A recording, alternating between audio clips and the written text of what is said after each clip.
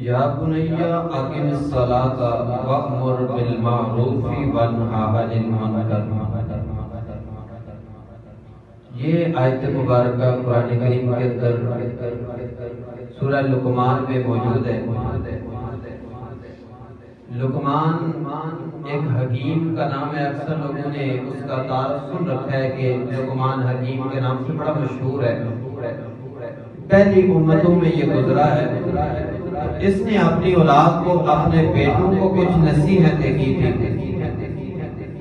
وہ جو اپنے بیٹوں کو نصیحتیں اس نے کی، اس میں سے ایک نصیحت اس نے فرمایا یا بنی اقم الصلاۃ، کہ اے میرے بیٹے نماز قائم کرنا۔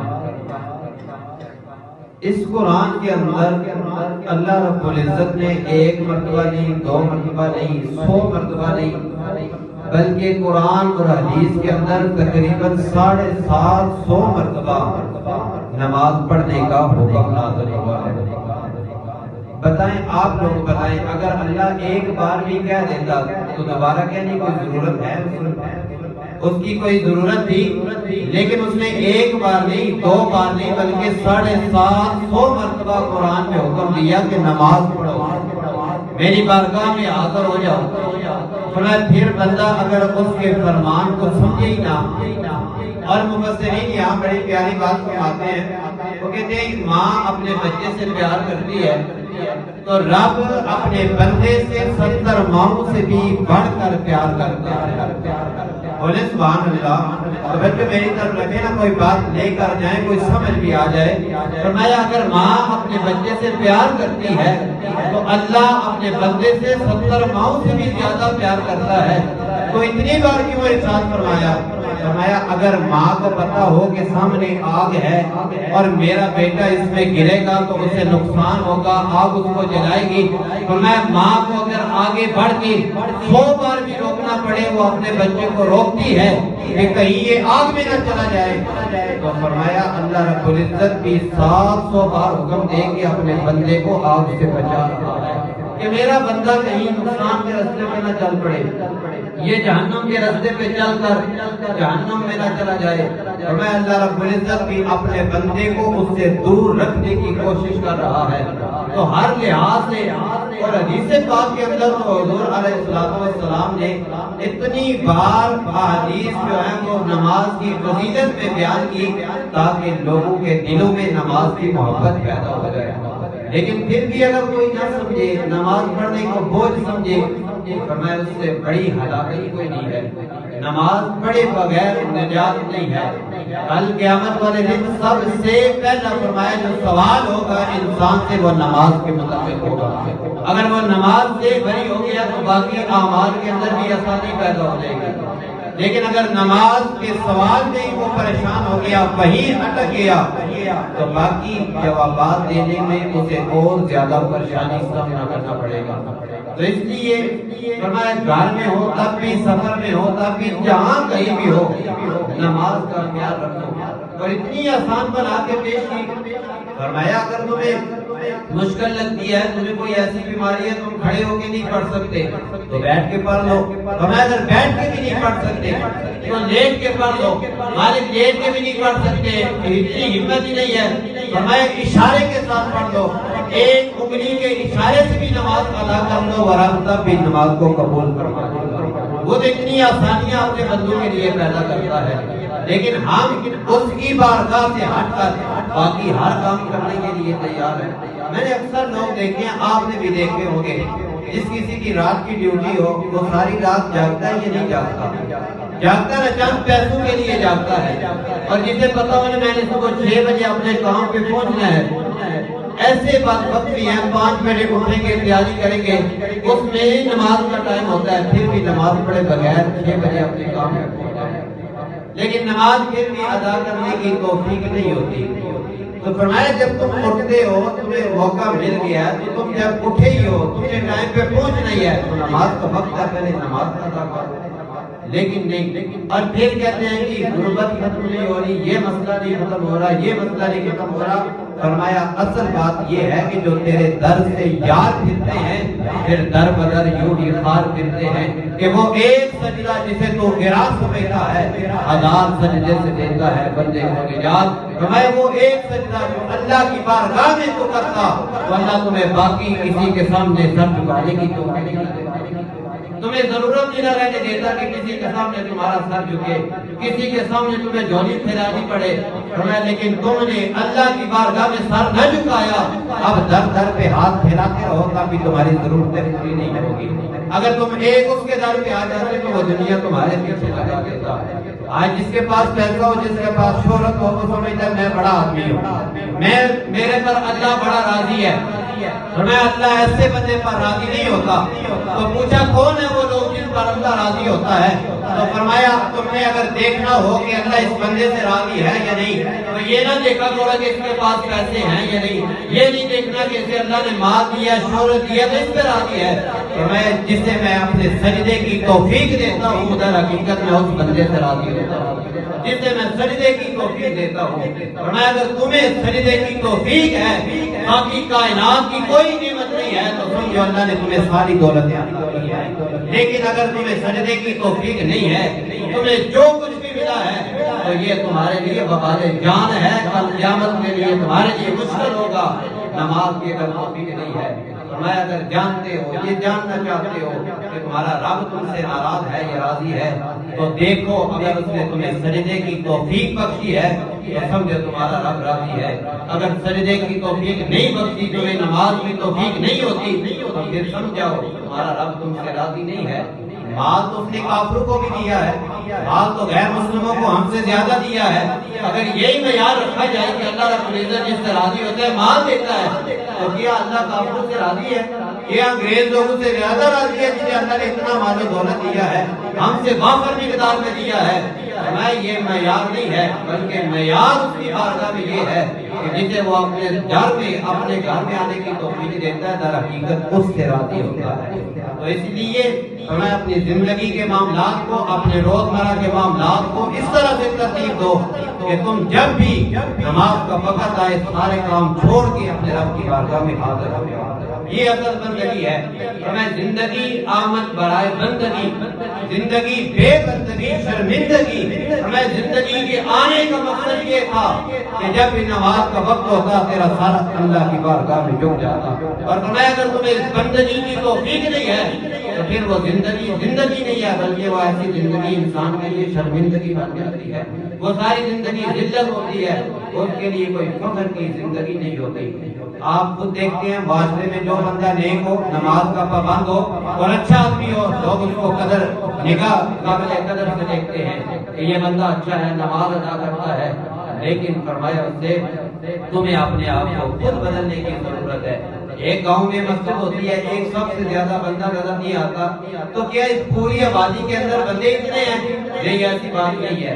اس میں والدین کا بھی قصور ہے، اپنے بچوں کو نماز کی عادت ہی نہیں ڈالی، نماز کی طرف لے کر ہی نہیں آئے، وہ کیسے نمازی بنتے ہیں؟ اور اکثر لوگوں کے منہ سے یہ بھی سنا جاتا ہے، وہ کہتے ہیں کہ صاحب دعا کرو، ہم نہیں پڑھ سکے ہمارے بچے نماز پڑھ لیں، ہم نہیں بن سکے ہمارے بچے بن جائیں.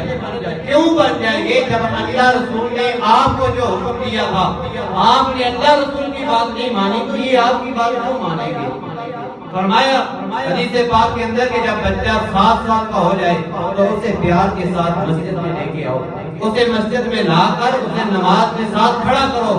وہ تمہیں دیکھے گا، اس کے دل میں بھی نماز کا شوق پیدا ہوگا، اسے عادت بنے گی. لیکن جو باپ خود ہی نہیں آتا وہ اپنی اولاد کو کیا دے گا؟ جس نے اپنے باپ کو نماز پڑھتے دیکھا ہی نہیں ہے وہ نماز کا عادی کیسے بنے گا؟ اگر آپ کہتے ہیں ہم نہیں نمازی بنتے وہ بن جائے تو یہ بات غلط ہے.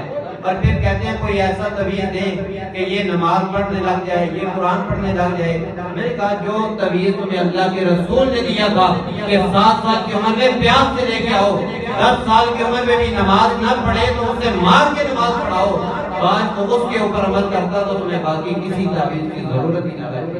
ہمارے بچے بھی نمازی ہوتے، تم بھی نمازی ہوتے، اور فرمایا جو نمازی ہوتے ہیں اللہ ان کے ہر کام کے اندر برکتیں پیدا کرتا ہے۔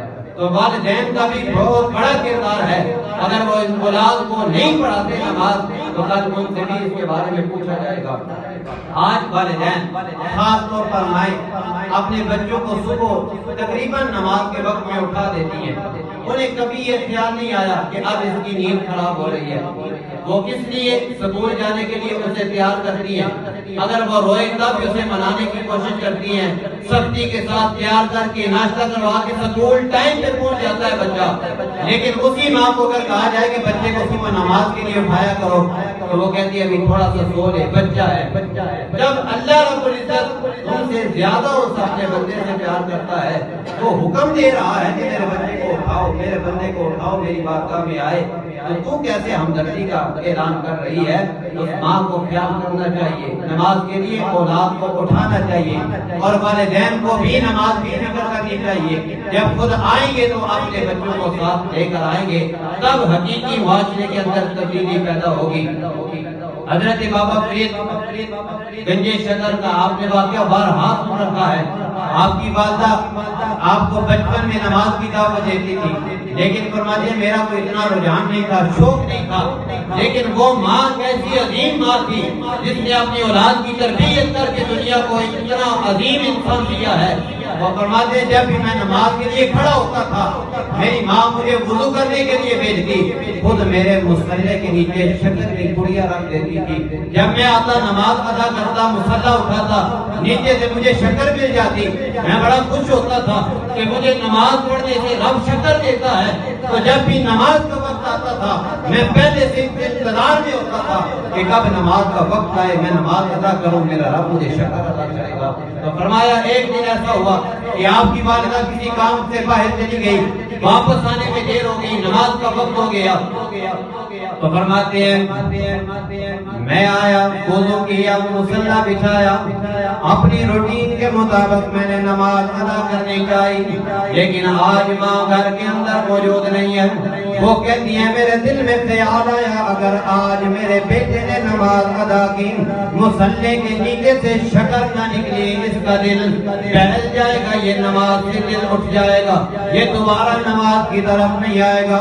میں نے بڑی مشکل سے اس پہ یہ یقین دلایا کہ جو نماز ادا کرتا ہے اسے اللہ رب العزت یہ انعام دیتا ہے۔ اب ماں پریشان کی ہے، پریشان ہو کر اپنے رب کی بارگاہ میں عرض کرتی ہے مالک کو جانتا ہے میں نے اپنے بچے کے ساتھ یہ کام صرف اس لیے کیا ہے کہ میرا بچہ تیری بارگاہ کا عادی بن جائے، تیری بارگاہ میں سر جھکانے والا بن جائے، لیکن آج میں موجود نہیں ہوں، میرے بچے کے سامنے میری لاج رکھ لینا۔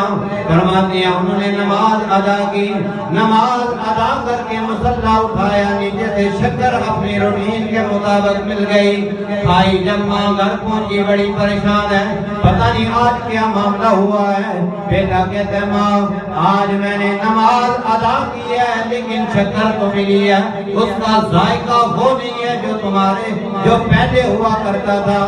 ماں نے ساری حقیقت بتائی، کہا بیٹا پہلے تمہیں نماز ادا کرنے کے لیے میں کہتی تھی تمہارے مصلی کے نیچے شکر میں رکھتی تھی، لیکن آج شکر میں نے نہیں رکھی، آج شکر اللہ کی طرف سے رکھی گئی ہے، اس لیے اس کا ذائقہ بھی آج اور ہی ہوگا۔ یعنی فرمایا ماں کا بہت عظیم کردار ہے۔ اگر ماں اپنے اس بچے کو شکر کا لالچ دے کے نماز کا عادی بنا سکتی ہے، کیا آج والدین ایسا نہیں کر سکتے؟ یقیناً کر سکتے ہیں، نماز کا عادی بنا سکتے ہیں۔ والدین کے لیے یہ ضروری ہے اپنے بچوں کی تربیت کریں، انہیں سارا کچھ دیں، لیکن نماز اور قرآن کی تعلیم کے ساتھ ضرور دیں، تب آپ کے لیے بھی نجات ہے، اولاد کے لیے بھی یہی نجات ہے۔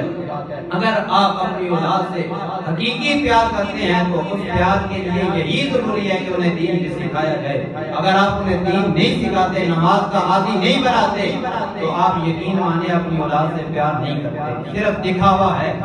کون چاہتا ہے کہ میرے بچے کو آگ میں ڈالا جائے؟ کون چاہتا ہے اسے عذاب میں مبتلا کیا جائے؟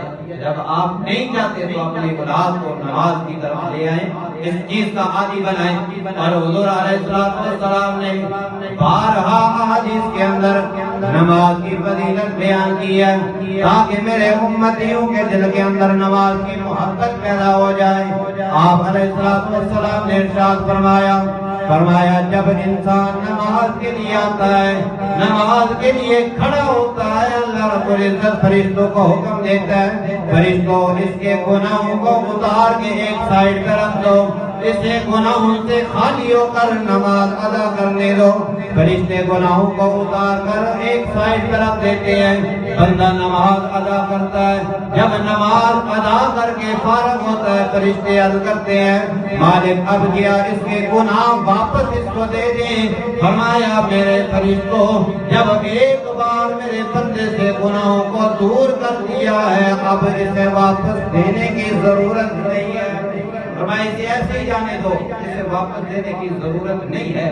اور حضور صلی اللہ علیہ وسلم نے ارشاد فرمایا میرے صحابہ بتاؤ اس بندے کے گھر کے سامنے سے نہر گزر رہی ہو اور وہ دن میں 5 مرتبہ اس نہر کے اندر غسل کرے، اس نہر کے اندر نہائے، کیا اس بندے کے جسم پر کوئی میل باقی رہ جائے گی؟ صحابہ نے کہا نہیں، جو بندہ دن میں 5 مرتبہ نہاتا ہے اس کے جسم پر میل بالکل نہیں رہے گی۔ فرمایا اسی طرح جو بندہ 5 مرتبہ دن میں اپنے رب کی بارگاہ میں حاضر ہوتا ہے میرے فرشتوں رب اس کے بدن کو بھی گناہوں سے ایسی پاک کر دیتا ہے، گناہوں کی جو میل ہوتی ہے وہ اس بندے سے دور کر دی جاتی ہے۔ حضرت سلیمان فارسی رضی اللہ تعالیٰ عنہ آپ باہر جا رہے تھے کہیں سفر پر، حضرت ابو عثمان آپ کے ساتھ تھے، تو رستے کے اندر پڑاؤ ڈالا، ایک درخت تھا وہاں، اس درخت کو حضرت سلیمان فارسی نے پکڑا، وہ خزاں کی وجہ سے وہ خشک ہو چکا تھا، اس کے پیلے زرد پتے ہو چکے تھے، آپ نے اس کو زور سے ہلایا، اس کے پتے جھڑنے لگے۔ حضرت ابو عثمان سے کہتے ہیں تم نے پوچھا نہیں میں نے یہ عمل کیوں کیا ہے؟ تو وہ کہنے لگے آپ بتا دیں آپ نے کیوں کیا ہے؟ حضرت سلیمان فارسی کہتے ہیں میں ایک مرتبہ حضور کے ساتھ سفر پر تھا، ایسے ہی راستے میں خشک درخت آیا تو آپ نے اس کو ہلایا، لیکن ہم نے سوال نہیں کیا، تو حضور نے پھر خود ہی کہا کہ میرے صحابہ تم نے پوچھا نہیں میں نے ایسا عمل کیوں کیا ہے؟ تو ہم نے عرض کی یا رسول اللہ آپ بتا دیجئے، تو آپ نے فرمایا اے میرے صحابہ جب کوئی بندہ اپنے رب کی بارگاہ میں نماز کے لیے کھڑا ہوتا ہے تو جیسے میرے یہ درخت ہلانے سے اس کے پتے گر رہے ہیں ایسے ہی اس کے بدن سے گناہ جھڑ جاتے ہیں۔ جو بندہ اپنے رب کی بارگاہ میں نماز کے لیے کھڑا ہوتا ہے، یہ ساری فضیلتیں ذکر کرنے کا مقصد ایک ہی ہے کہ آپ کے دل کے اندر نماز کا شوق پیدا ہو جائے، آپ کے دل کے اندر نماز کی محبت پیدا ہو جائے کہ ہم نے نماز ادا کرنی ہے۔ فرمایا حافظوا علی الصلوات والصلاۃ الوسطی کہ اے میرے غلاموں اللہ رب العزت نے قرآن میں اس کا حکم ارشاد فرمایا کہ ساری نمازوں کی حفاظت کرو، لیکن سب سے زیادہ خاص طور پر عصر کی نماز کی حفاظت کرو کہ عصر کی نماز تمہاری نہ رہ نہیں پائے۔ پوچھا گیا یا رسول اللہ عصر کی نماز کی خاص کیوں ذکر کیا گیا؟ فرمایا جب بندہ فوت ہوتا ہے اس دنیا سے جاتا ہے، چاہے وہ فجر کا وقت ہو، چاہے رات کا کوئی حصہ ہو، چاہے دن کو فوت ہوتا ہے، جب اس کو قبر کے اندر اتارا جا رہا ہوگا اس وقت انسان کے اوپر عصر اور مغرب کا درمیانی وقت ہوتا ہے، وہ ایسا وقت ہوتا ہے کہ یعنی ادھر سورج غروب ہو رہا ہوتا ہے، ادھر اشارہ ہوتا ہے کہ بندے کی زندگی کا سورج بھی غروب ہو رہا ہے۔ تو فرمایا کیا اس قبر میں اترتے ہوئے عصر کی نماز کا وقت ہوتا ہے، تو جو انسان اس نماز کی حفاظت کرتا ہے تو اس وقت میں اللہ رب العزت اس کے لیے آسانی دیتا ہے۔